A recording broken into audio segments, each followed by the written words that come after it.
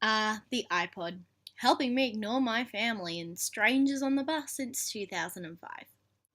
The iPod has changed the way that we listen to music. Beforehand, music was recorded in sheet music and then on CDs, which aren't practical to carry around in mass amounts.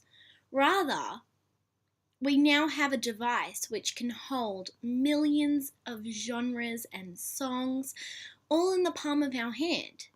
That's incredible.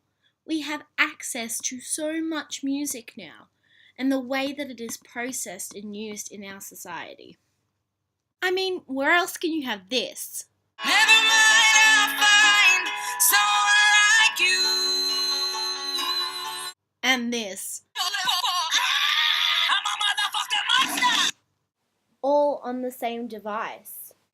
There's a theorist by the name of Timothy Taylor who suggests that today's technologies makes it possible for a greater degree of variation in consumption than ever before. People now have access to technologies which can broaden their perspective on music. But what's also interesting is the way that people use their iPods. In a study conducted by Michael Ball in 2013 of regular New Yorkers who we saw walking past with their iPods, used it to create a veil between them and the city.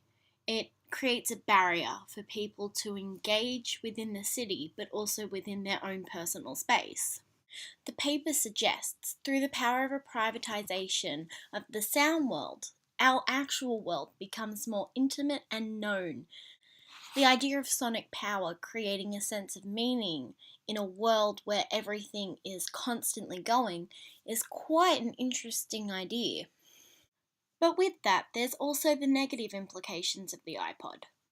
Joshua Gunn and Mikro Hall explain this very well in their Psychodynamics of iPod Enjoyment. In their article, they had discussed the negative implications that the iPod can have, both as a psychological factor and the physical factors.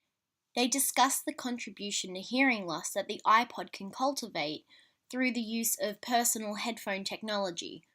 They also discussed the need for the constant state of enjoyment that the iPod brings us. We're always constantly after the new model, and they suggest that this can lead to a desensitization of technology within our society. You can feel free to agree or disagree with anything I've said in this video. 3 minutes is certainly not enough time to discuss the major cultural implications that the iPod has brought upon us. But if you're interested in more information, there's links in the down bar. And to end on a lighter note, here's some Freddie Mercury. Is this the real life? Is this just fantasy?